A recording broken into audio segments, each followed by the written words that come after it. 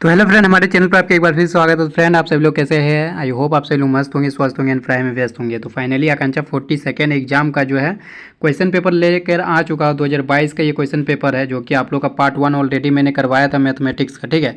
तो ये पार्ट 2 है। बहुत कोई रिक्वेस्ट कर रहे थे कि पार्ट 2 जल्दी लाइए, तो ये पार्ट 2 आप लोग का वीडियो है, जिसमें आप लोग का 95 से आप लोग का 120 तक करवाऊंगा, ठीक है। तो चलिए ज़्यादा देर नहीं करते, इस वीडियो को शुरुआत करते हैं। चैनल के लिए नए हैं तो चैनल को सब्सक्राइब करके बेल आइकन को प्रेस कर दीजिएगा। चलिए, तो हम लोग 95 की ओर चलते हैं, जिसमें क्या कहा जा रहा है देखिए। 94 तक ऑलरेडी मैंने करवा चुका था, तो आप नहीं देखे हैं तो आप लोग प्लेलिस्ट पे जाइए। प्लेलिस्ट में आप लोग को मिल जाएगा आकांक्षा 40 के सेकेंड एग्जाम का जितना भी मैंने करवाया है।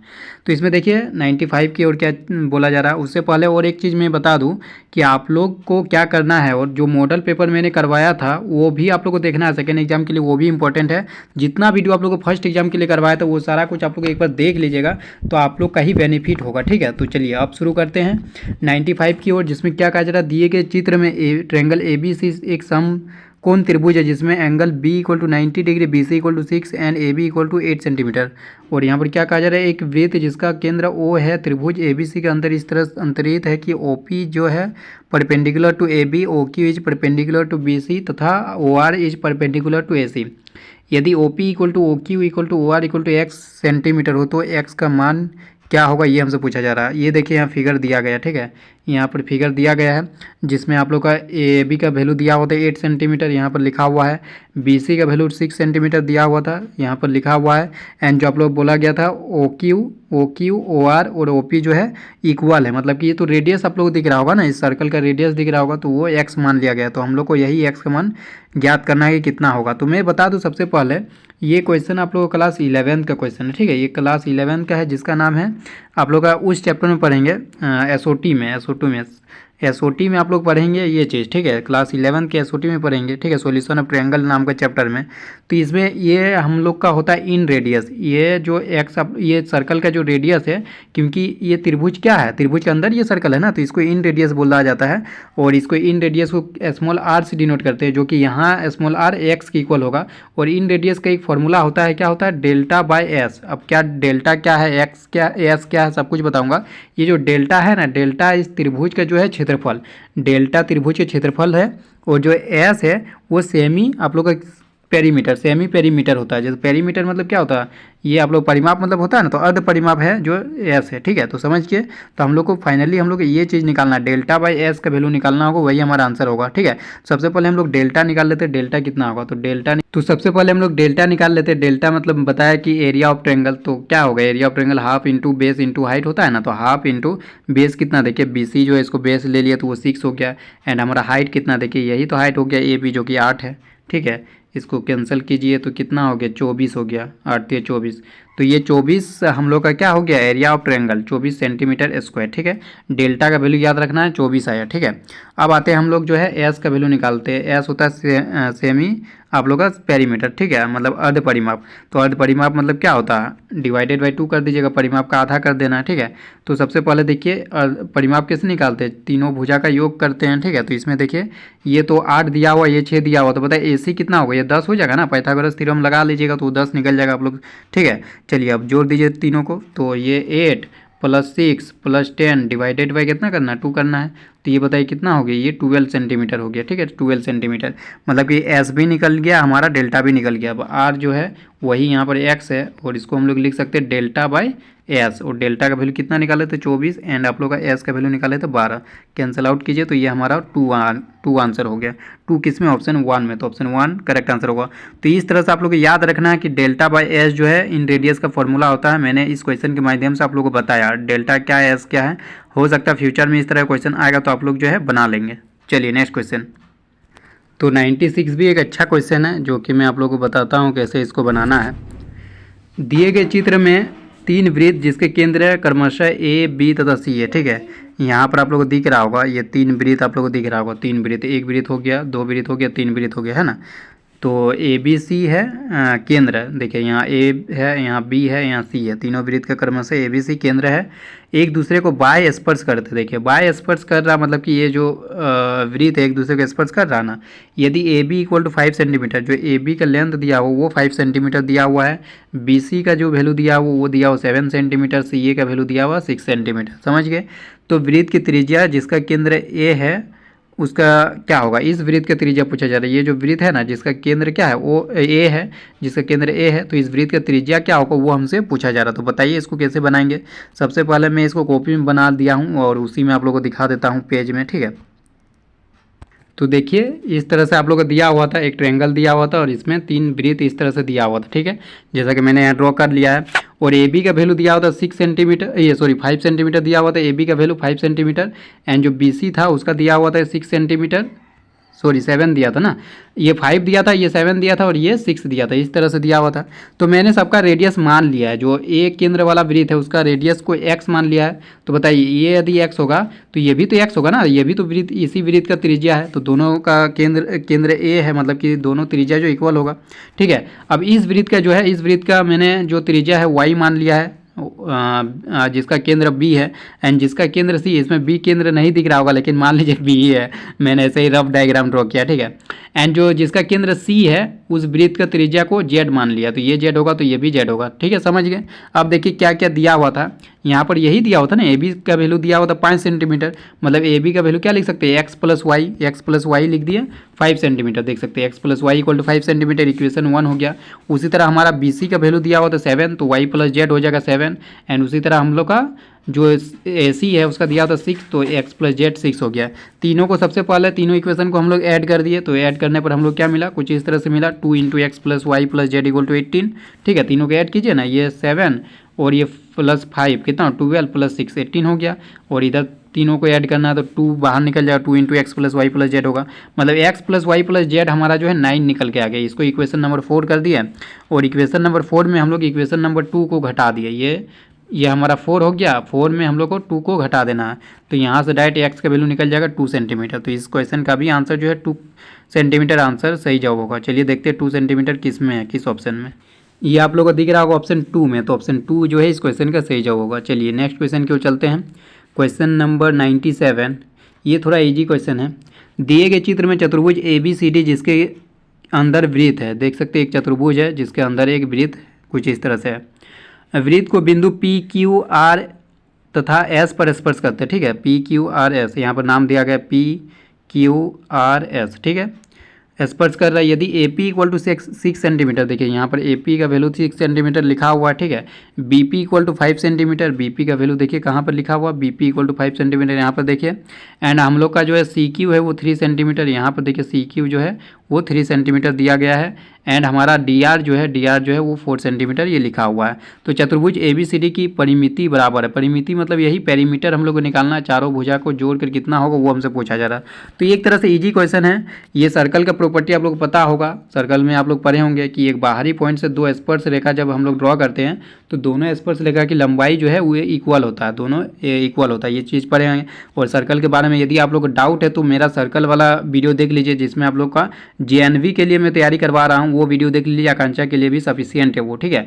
उसमें आप लोग को बहुत सारा क्वेश्चन करवाया सर्कल से, क्योंकि सर्कल से बहुत किसी को डर लगता है। अभी और भी वीडियो आप लोग का सर्कल वाला आएगा कॉन्सेप्ट, ठीक है, तो मैं बताऊंगा, तो JNV वाला देख लीजिएगा, आप लोग का सारा डर जो है खत्म हो जाएगा।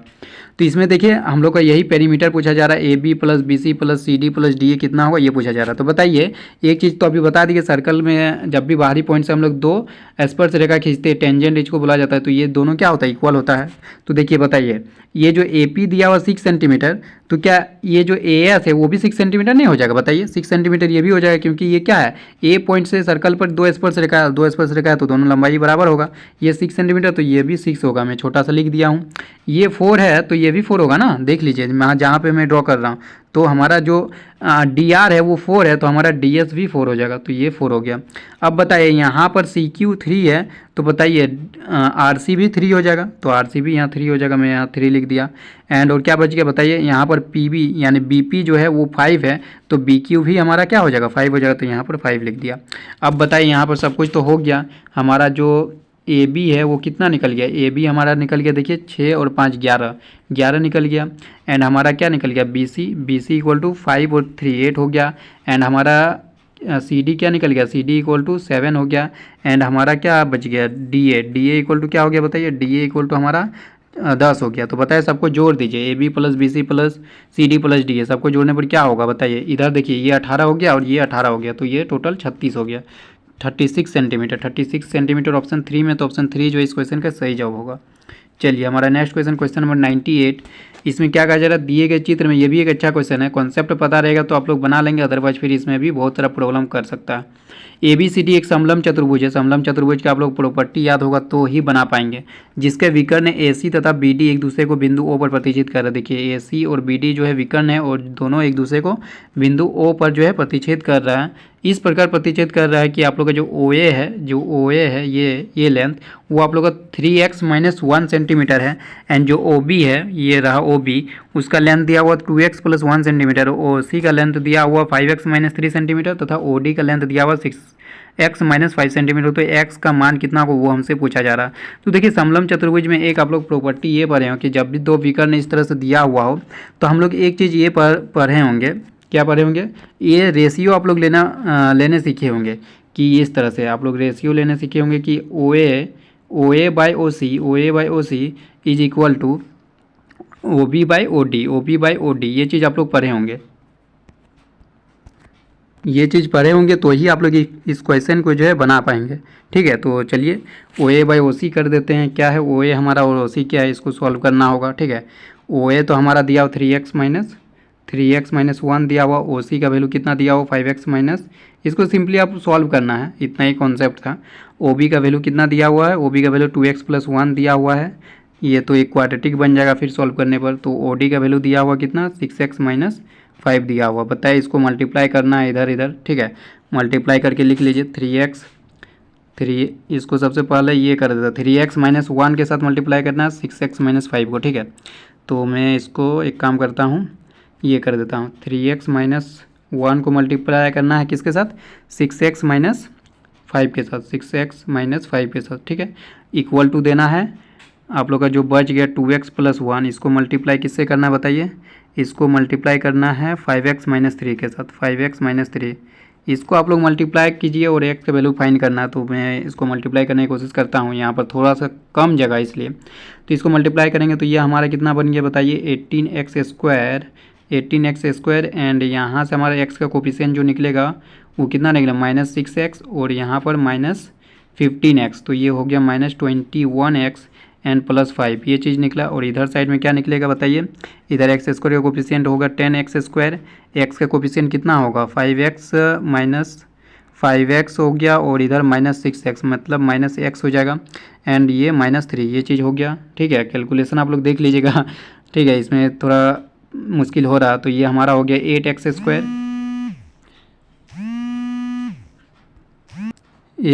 एक तो ऐसा कैलकुलेशन है और यहाँ पर बीच में कॉल आ जा रहा, दिमाग खराब।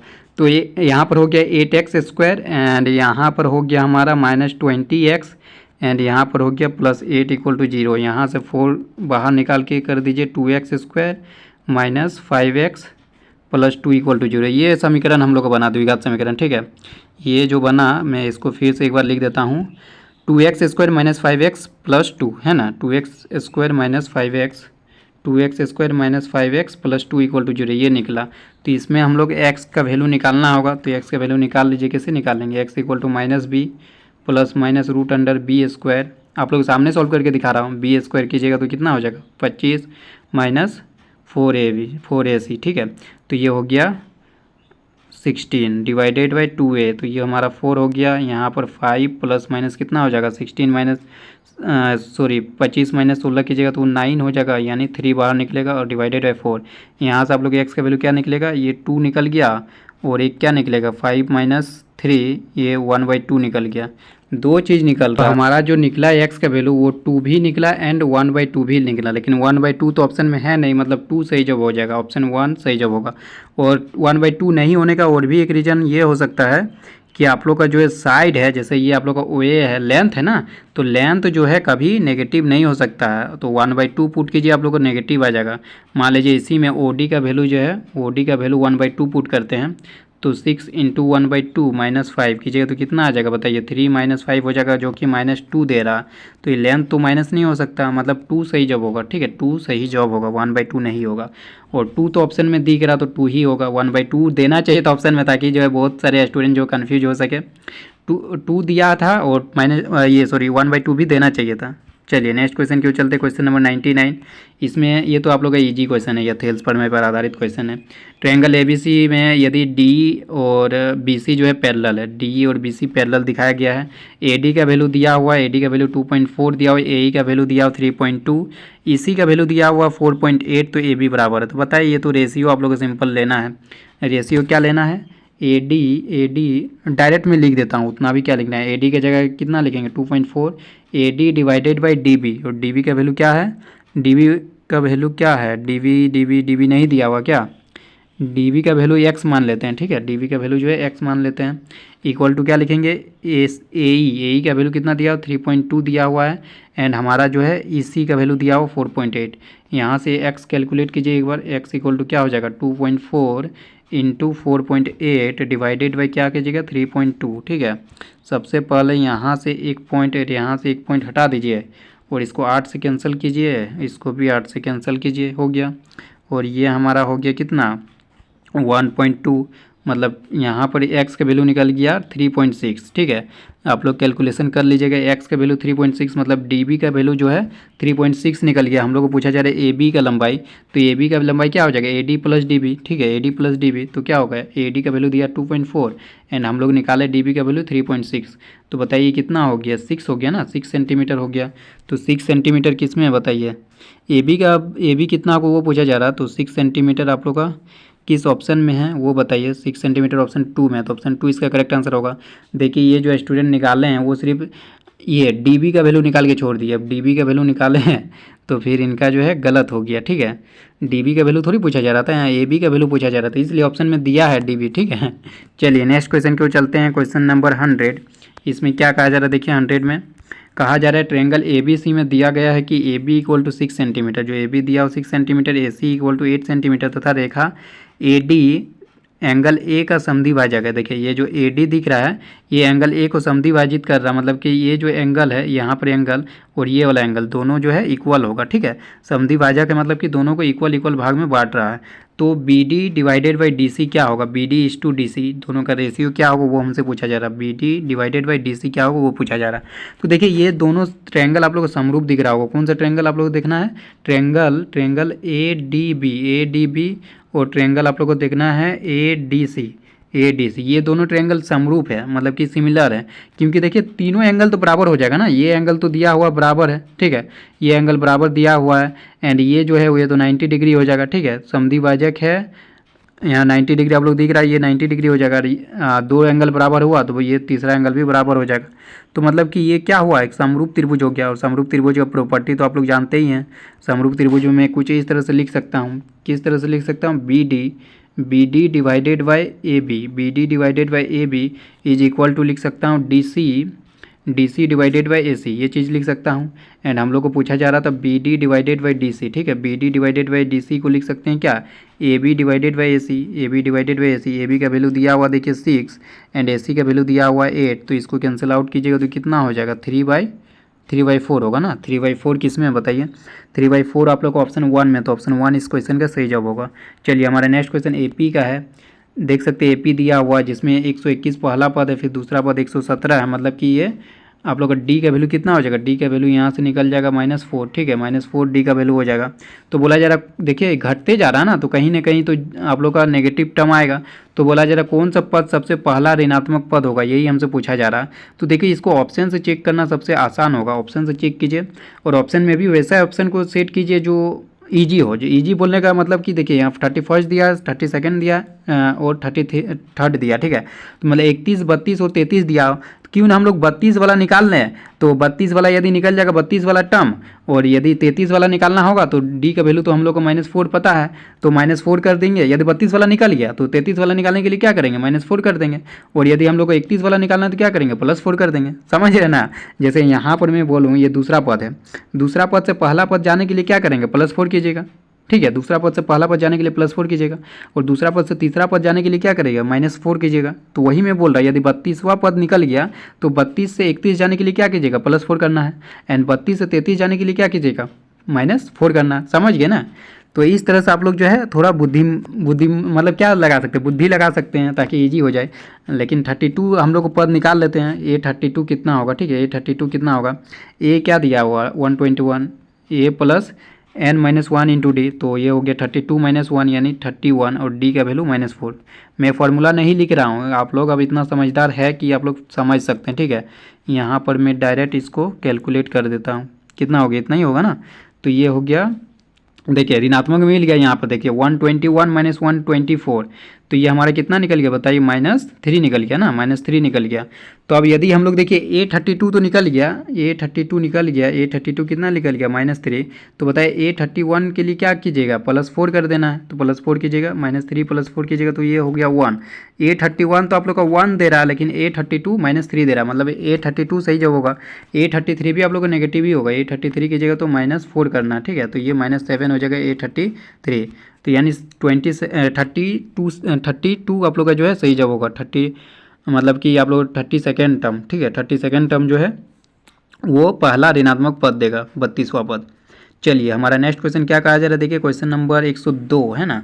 इसमें क्या कहा जा रहा है, दो समरूप, ये भी इजी क्वेश्चन है, दो समरूप त्रिभुजों की भुजाएं का अनुपात दिया गया है, तो इन त्रिभुज क्षेत्रफल का अनुपात क्या वो पूछा जा रहा है। आप लोग समरूप त्रिभुज की प्रॉपर्टी पढ़े हैं कि दो समरूप त्रिभुज क्षेत्रफलों का अनुपात उनकी संगत भुजाओं के वर्ग के अनुपात के बराबर होती है। तो बताइए दोनों का स्क्वायर करके सिंपली देख लेना है, तो 16 डिवाइडेड बाई 98, 60 डिवाइडेड बाई 81 हो जाएगा, ठीक है, 16 डिवाइडेड बाई 81। तो ये किस में, ऑप्शन 4 में, तो ऑप्शन 4 जो इस क्वेश्चन का सही जवाब होगा।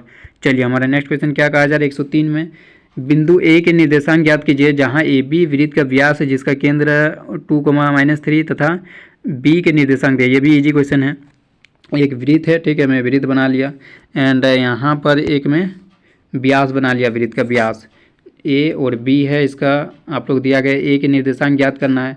ए का निर्देशांक x, y मान लेते हैं, x, y एंड बी का निर्देशांक कितना दिया है बताए, बी का निर्देशांक आप लोगों को दिया हुआ है वो 1,4 दिया हुआ, ठीक है, और केंद्र को O मान लेते हैं, केंद्र को O मान लेते हैं और O का जो निर्देशांक दिया हुआ है मैं यहाँ ऊपर में लिख लेता हूँ 2,-3 हम लोग का A का निर्देशांक पूछ रहा है। तो बताइए आराम से नहीं निकाल पाएंगे A का निर्देशांक, क्योंकि जो O पॉइंट है वो क्या है, मध्य बिंदु है ना, मध्य बिंदु है, O पॉइंट क्या है, मध्य बिंदु, क्योंकि ये भी OB जो त्रिज्या है और OA त्रिज्या है, मतलब कि OA = OB है मध्य बिंदु, और मध्य बिंदु का फॉर्मूला आप लोग जानते होंगे, क्या जानते हैं बताइए, 2 क्या लिख सकते हैं, 2 लिख सकते हैं x + 1/2, ये चीज़ लिख सकते हैं। यहाँ से x = कितना निकल गया, x = 4 - 1 मतलब 3 निकल गया, ठीक है, x = 3 निकल गया। उसी तरह अब y को निकालने के लिए फिर से मिड पॉइंट फार्मूला लगा देना है y को निकालने के लिए, तो यहाँ पर हम लोग -3 लिखेंगे = y + 4 डिवाइडेड बाई 2, यहाँ से y कितना निकल गया, y = -6 - 4 -10 हो गया, तो -10 हो गया y, और हम लोग x निकाले थे कितना, -10 हो गया y और x 3 निकाले थे ना, तो 3 को -10 किस में दिख रहा है, ऑप्शन 2 में, तो ऑप्शन 2 इस क्वेश्चन का सही जवाब होगा। हमारा नेक्स्ट क्वेश्चन है क्वेश्चन नंबर 104, आकृति में यदि TP TQ केंद्र O वाले किसी वृत्त पर दो स्पर्शरेखा इस प्रकार है। ये भी इजी क्वेश्चन है। यदि आप लोग सर्कल से डर लगता है तो मैं अभी भी बोल रहा JNV वाला वीडियो देख लीजिए, जो कि प्ले लिस्ट में मिल जाएगा, ठीक है। O वाले किसी वृत्त पर दो स्पर्शरेखा इस प्रकार है कि एंगल POQ 110 डिग्री दिया हुआ, तो PTQ, ये क्वेश्चन मैंने करवाया है, ये एंगल कितना वो पूछा जा रहा है, ये तो बहुत इजी क्वेश्चन है। उसमें मैंने बहुत अच्छे से डिस्कस किया है कि ये जो चतुर्भुज दिख रहा है ना, इस चतुर्भुज ये क्या कौन सा चतुर्भुज होगा, चक्र चतुर्भुज हो जाएगा, क्योंकि यहाँ से एक यदि हम लोग सर्कल ड्रॉ करेंगे तो ये चारों जो है शीर्ष है उस चारों को टच करेगा, तो एक चक्र चतुर्भुज हो गया। चक्र चतुर्भुज के बारे में आप लोग जानते हैं कि ये एंगल और ये एंगल दोनों का सम होना चाहिए 180 डिग्री, ठीक है। ये एंगल तो 90 डिग्री होगा, ये तो पता है, और ये भी 90 डिग्री होगा, तो मतलब इधर वाला एंगल तो 180 डिग्री हो रहा है और इधर वाला भी 180 डिग्री ही होगा, तो 110 डिग्री दिया हो तो ये होगा 70 डिग्री, डायरेक्ट निकल गया, कुछ करने की जरूरत ही नहीं है। अदरवाइज यदि आप लोग को नहीं चमक रहा है इस तरह से, तो आप लोग क्या कर सकते हैं, चतुर्भुज के चारों कोनों का योग 360 डिग्री होता है, तो ये तो 90 हो गया, ये तो पता है ना कि जो स्पर्श रेखा पर त्रिज्या होती है वो लंब होती है, और ये भी हमारा 90 डिग्री हो गया, ठीक है।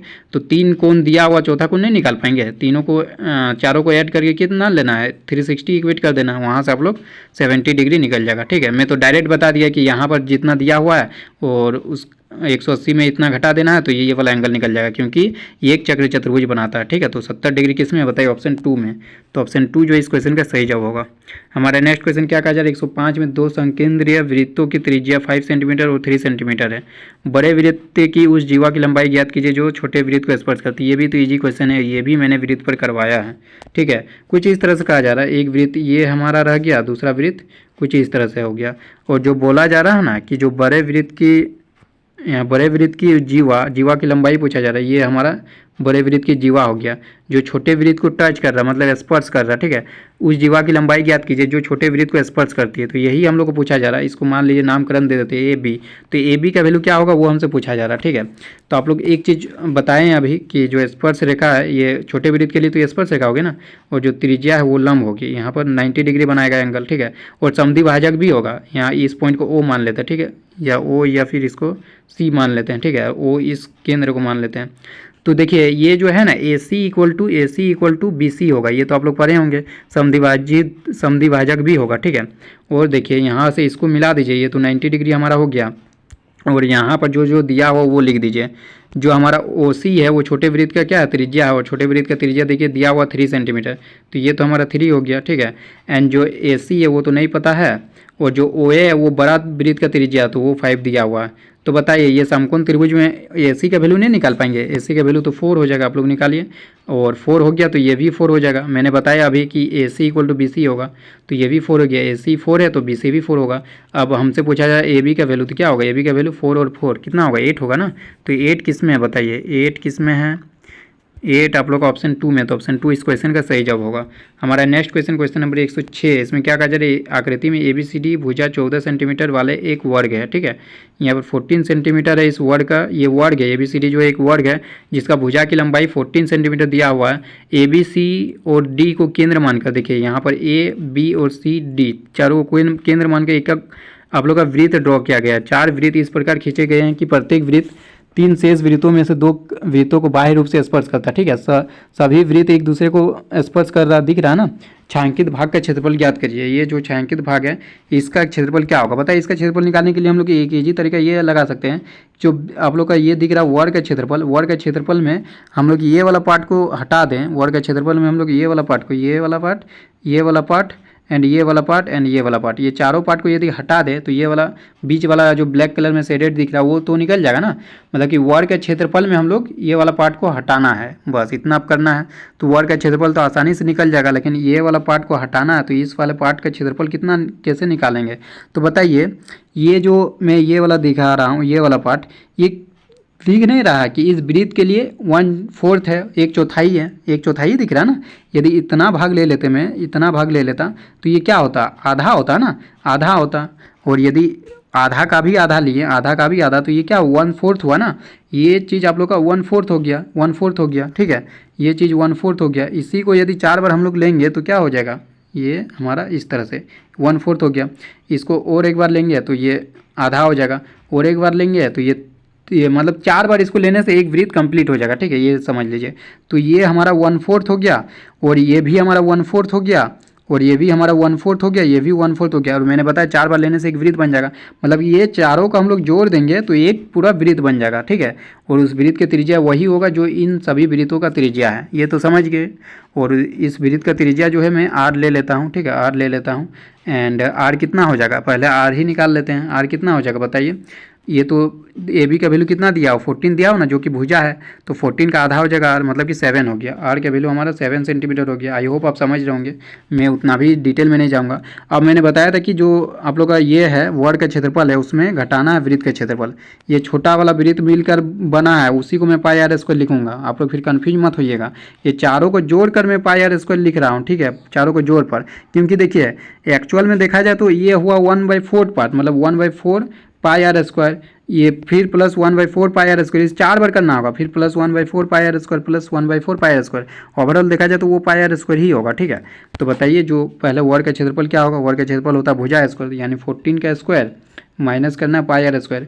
पाई का वैल्यू 22/7 ले लेना है, आर का वैल्यू 7 निकालें एंड 7। ठीक है, ये चीज़ हो गया। 7 कैंसिल आउट कर दीजिए, ये 196, और माइनस कीजिएगा तो कितना हो जाएगा? ये हमारा हो गया 154। तो बताइए दोनों घटा दीजिए तो कितना हो जाएगा बताइए, ये 2 एंड ये 4, तो 42 हो रहा है। 42 किस में, ऑप्शन 3 में, तो ऑप्शन 3 इस क्वेश्चन का सही जवाब होगा। हमारा नेक्स्ट क्वेश्चन 107 क्यों चलती है। ये दिया हुआ है कि 3 विद्यार्थियों के एक समूह में 2 विद्यार्थियों के जन्मदिन एक ही दिन ना होने की प्रायिकता, देखिए एक ही दिन ना होने की प्रायिकता दिया गया है, तो इसकी क्या प्रायिकता है कि इन 2 विद्यार्थियों का जन्मदिन एक ही दिन हो। ये तो बहुत ईजी क्वेश्चन है यार, जिसमें आप लोग ये चीज़ पढ़े होंगे, probability of event E plus probability of ये इवेंट बार में इक्वल टू 1 होता है। ये चीज़ पढ़े हैं ना कि इवेंट ई के होने की प्रायिकता प्लस इवेंट ई के नहीं होने की प्रायिकता, दोनों का सम जो है वो 1 होता है। ठीक है, तो यहाँ बोला जा रहा है, देखिए दिया हुआ ना कि एक ही दिन जन्म होने की प्रायिकता दिया हुआ इतना, तो एक ही दिन जन्म ना होने की प्रायिकता क्या होगा, 1 में इतना घटा देंगे, तो सिंपली आप लोग का 1 माइनस 0.992 करना है, तो यही आंसर हो जाएगा। बताइए घटा के आप लोग को लिखना है तो कितना हो जाएगा 0.008, तो ऑप्शन 4 सही जवाब होगा। ठीक है, इजी क्वेश्चन था ये। हमारा नेक्स्ट क्वेश्चन नंबर 108। इसमें क्या कहा जा रहा है, एक खेल में 1 रुपये के सिक्के को 3 बार उछाला जाता है। ये अच्छा क्वेश्चन है थोड़ा सा, और प्रत्येक बार परिणाम लिख लिया जाता है। तीनों परिणाम समान होने पर, अर्थात 3 जीत या 3 पट प्राप्त होने पर हनीफ खेल में जीत जाएगा, अन्यथा वही हार जाएगा। देखिए यहाँ पर क्या कहा जा रहा है, यदि एक सिक्का है और 1 रुपये का सिक्का है, उसको 3 बार उछाला जाता है। ठीक है, 3 बार उछाला जाता है, और तीनों बार यदि चीत आ जाए या तीनों बार पट आ जाए, ठीक है, हेड हेड हेड या फिर टेल टेल टेल, 3 बार उछाले ना, तो तीनों बार या तो हेड आ जाए या तीनों बार टेल आ जाए, तो हनीफ जो है वो खेल में जीत जाएगा। अदरवाइज कुछ भी आएगा उसके अलावा तो वो जो है हार जाएगा। तो हनीफ के खेल में हार जाने की प्रायिकता क्या होगी, ये हमसे पूछा जा रहा है। ये तो देखिए प्रायिकता वाला भी यदि जेएनवी में आप लोग करवाए थे, जेएनवी के लिए, वो आप लोग देखे होंगे, तो मैंने एक चीज़ बताया था उसमें कि ट्रिक उसमें बताया था, बहुत सारा अच्छा ट्रिक, जिसमें बोला था कि एक सिक्का को 3 बार उछाला जाता है ना, 3 बार उछालेगा तो मान लीजिए पहला बार में हेड आया, दूसरा बार में मान लीजिए टेल आया, या मान लीजिए पहला बार में हेड आया, दूसरा बार में भी हेड आया, तीसरा बार में भी हेड आया, फिर मान लीजिए पहला बार में हेड आया, फिर दूसरा बार में हेड आया, तीसरा बार में टेल आया, फिर पहला बार में मान लीजिए हेड आया, दूसरा बार में टेल, तीसरा बार में टेल, फिर मान लीजिए पहला बार में आप लोग का टेल आया और दूसरा बार में टेल और तीसरा बार में टेल, इस तरह से बना सकते हैं। तो ये 8 पॉसिबिलिटी बनेगा, ये तो 4 ही बनाना, अभी 4 और बनाना होगा। 4 और कैसे बनेगा बताइए, और 4 बनेगा कैसे, मैं अभी बना के दिखाता हूँ। सबसे पहले 2 वाला बना लीजिए। 2 को उछालने पर क्या होता था कि या तो हेड हेड आता था, या फिर हेड टेल आता था, या फिर टेल हेड आता था, या फिर टेल टेल। इसको और एक बार लिख दीजिए, copy paste copy paste copy paste. अभी समझाऊंगा, अभी आप लोग को हो सकता है तो नहीं समझ में आ रहा होगा, तो अभी रुक जाइए। अब सब में हेड हेड चिपका दीजिए, head head head head and इसको टेल टेल चिपका दीजिए। ठीक है, अब समझाऊंगा। ठीक है, अब समझा रहा हूँ कि 3 बार उछाला गया है, तो मान लीजिए पहला बार में हेड आया, दूसरा बार में हेड आया, तीसरा बार में हेड आया। ये कोई ज़रूरी नहीं है तीनों बार हेड आए, कुछ इस तरह से भी आ सकता है, हेड टेल हेड। ठीक है, कुछ इस तरह से भी आ सकता है, टेल हेड हेड। तो मैंने जितना भी पॉसिबिलिटी है सारा पॉसिबिलिटी को लिख दिया, तो पॉसिबिलिटी कितना निकला, 1 2 3 4 5 6 7 8, 8 पॉसिबिलिटी है।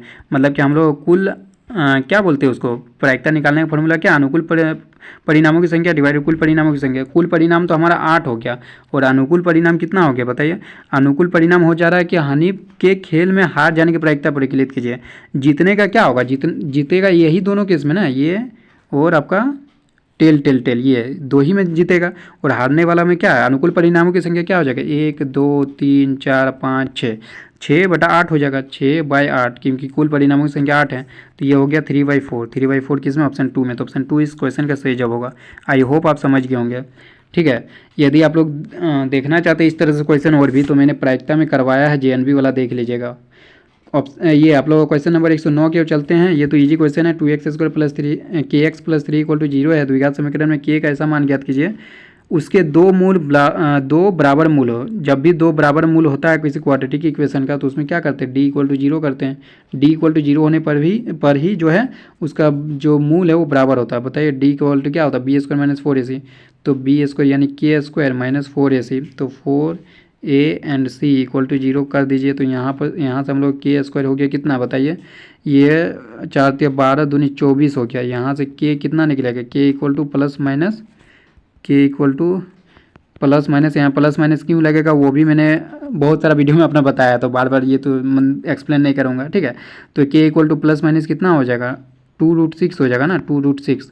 2√6 किस में, प्लस माइनस 2√6 ऑप्शन ए में, तो ऑप्शन ए इस क्वेश्चन का सही जवाब होगा। चलिए हमारा नेक्स्ट क्वेश्चन, क्वेश्चन नंबर 110। ये देखिए, इसमें आप लोग को एक चीज़ याद रखना है, ठीक है। मैं एक फार्मूला बता रहा हूँ, ये फार्मूला आप लोग को याद रखना है, अदरवाइज इसमें तो वैल्यू पुट करके आप लोग बना ही लेंगे, मुझे पता है आप लोग वैल्यू पुट करके बनाइएगा वो भी निकलेगा, लेकिन जो फार्मूला बता रहा हूँ वो याद रखना है।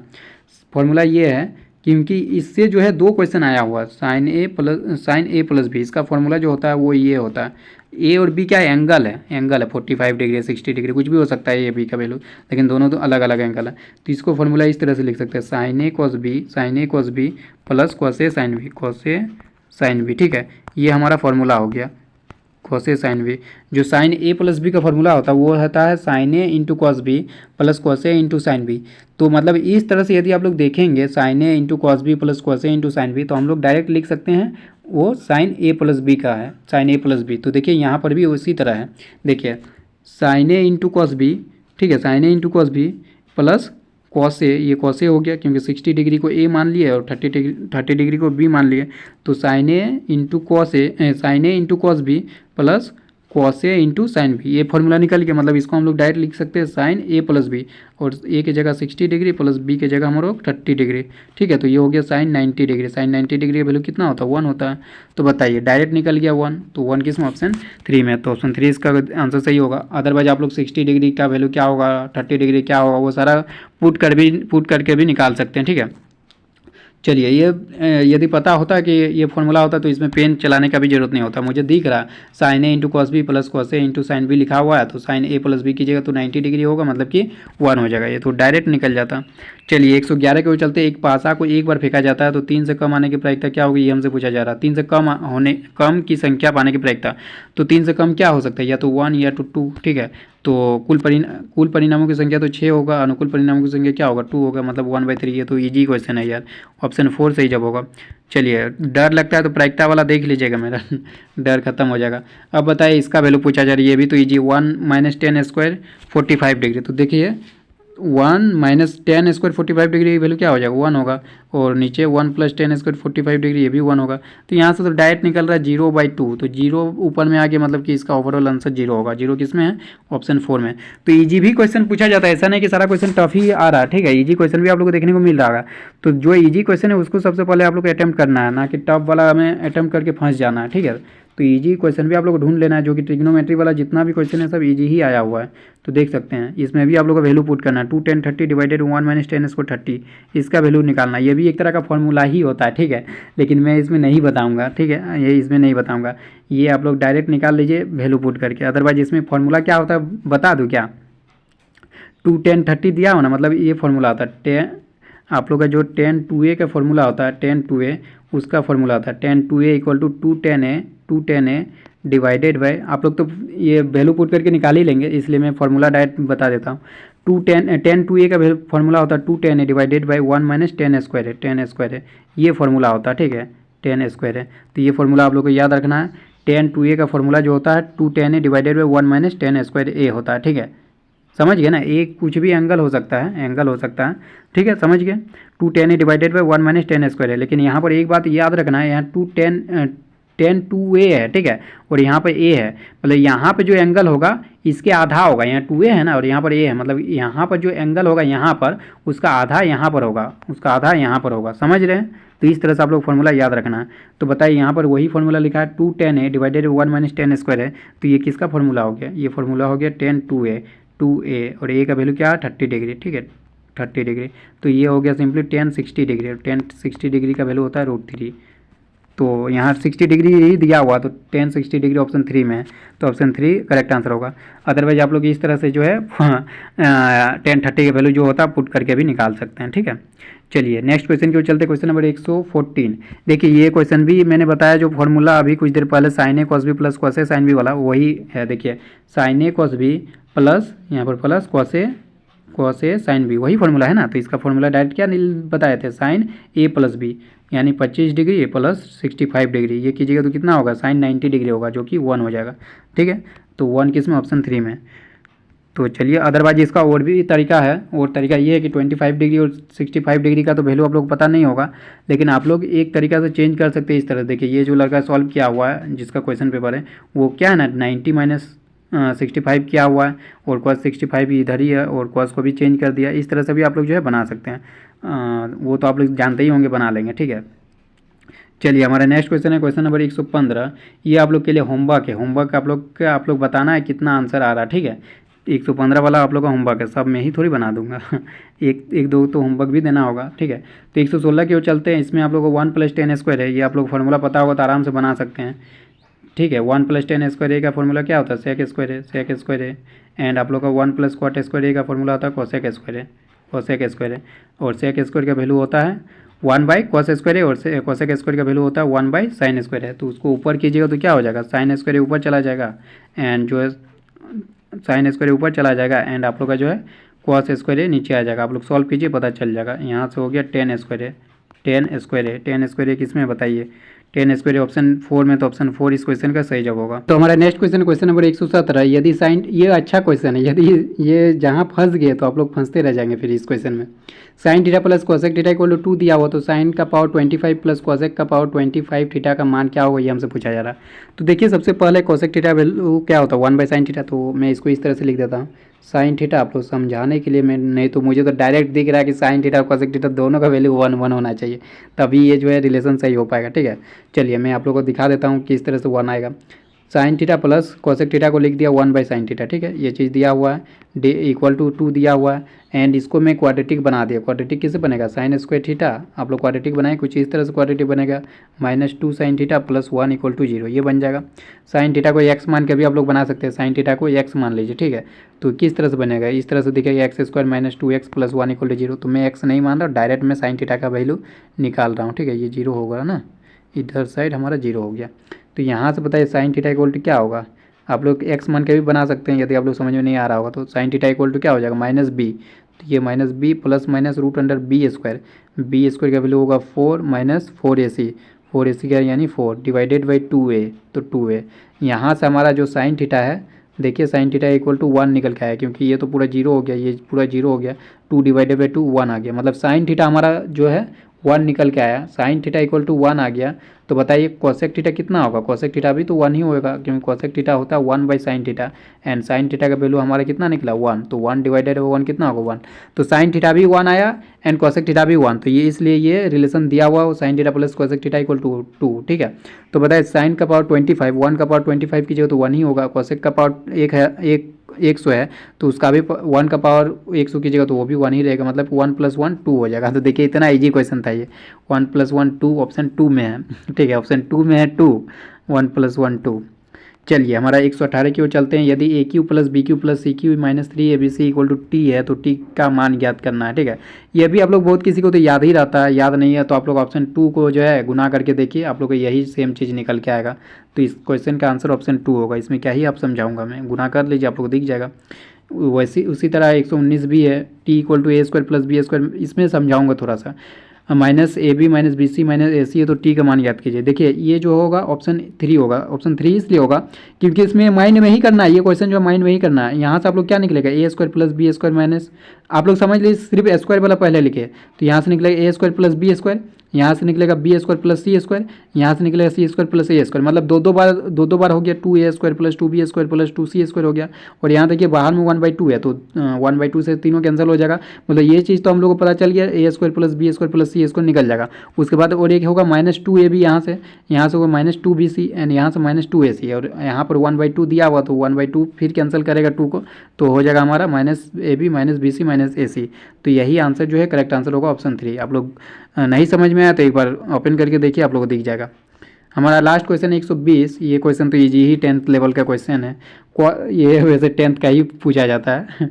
cos 9α = sin α दिया हुआ और 9α < 90 डिग्री, तो tan 5α का वैल्यू पूछ रहा। तो बताइए ये क्वेश्चन इस तरह से हम लोग पढ़े होंगे, cos 9α को मैं इस तरह से नहीं लिख सकता हूँ, थोड़ा ऊपर में लिखने की कोशिश करता हूँ, cos 9α, ठीक है, cos 9α को कुछ इस तरह से लिख सकता हूँ। cos 9α = sin α लिखा है ना, तो sin α को मैं चेंज कर देता हूँ, sin α को लिख सकता हूँ नहीं, cos 90 डिग्री - α, समझ रहे ना, ये चीज़ तो आप लोग समझ ही रहे होंगे। अब cos 9α = cos 90 डिग्री - α हो गया, मतलब 9α = क्या हो जाएगा, 90 माइनस अल्फ़ा, 90 माइनस अल्फ़ा, यहाँ से हमारा अल्फ़ा निकल जाएगा। टेन अल्फ़ा इक्वल टू क्या हो गया 90, यानी अल्फ़ा इक्वल टू हो गया हमारा 9 डिग्री। तो अल्फ़ा इक्वल टू 9 डिग्री हो गया, हमसे पूछा जा रहा है 10 5 अल्फ़ा, तो alpha equal to 9 degree put कीजिएगा तो क्या हो जाएगा 5 इंटू 9 मतलब 1045 डिग्री हो गया। और 1045 डिग्री का वैल्यू आप लोग पता है 1 होता है। 1 किस में, ऑप्शन 3 में, तो ऑप्शन 3 इसका करेक्ट आंसर होगा। चलिए आज के लिए इतना रखते हैं। आप लोग कैसा लगा वीडियो वो मुझे कमेंट बताइएगा। एंड आप लोग का महामैराथन वीडियो भी जल्दी आएगा, केमिस्ट्री फिजिक्स एंड बायोलॉजी का भी टेंशन मत लीजिए, ठीक है। चलिए आज के लिए इतना है, तब तक के लिए take care and bye bye.